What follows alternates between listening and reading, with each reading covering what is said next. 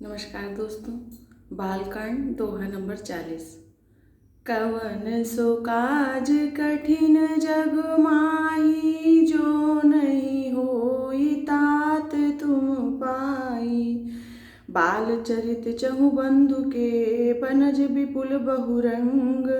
नृपरानी परिजन सुकृत, मधुकर बारी विहंग। चारों भाइयों के जो बाल चरित हैं वे ही इसमें खिले हुए रंग बिरंगे बहुत से कमल हैं। महाराज श्री दशरथ जी और उनकी रानियों और कुटुंबियों के सत्कर्म पुण्य ही भ्रमर और जल पक्षी हैं। कवन सो काज कठिन जग माही, जो नहीं होई तात तुम पाई। सिय स्वयंवर कथा सुहाई, सरित सुहावनी सो छवि छाई।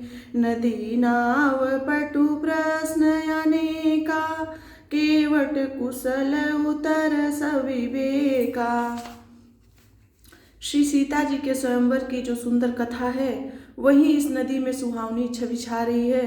अनेकों सुंदर विचारपूर्ण प्रश्न ही इस नदी की नावें हैं और उनके विवेक युक्त उत्तर ही चतुर केवट हैं।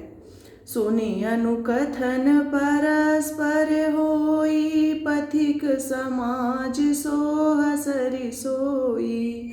घोर धार भृगुनाथ रिसानी, घाट सुबोध राम बरबानी। इस कथा को सुनकर पीछे जो आपस में चर्चा होती है वही इस नदी के सहारे सहारे चलने वाले यात्रियों का समाज शोभा पा रहा है। परशुराम जी का क्रोध इस नदी की भयानक धारा है और श्री रामचंद्र जी के श्रेष्ठ वचन ही सुंदर बंधे हुए घाट हैं। सानुज राम विवाह उछाऊ, सो शुभ उमग सुखद सब काहू।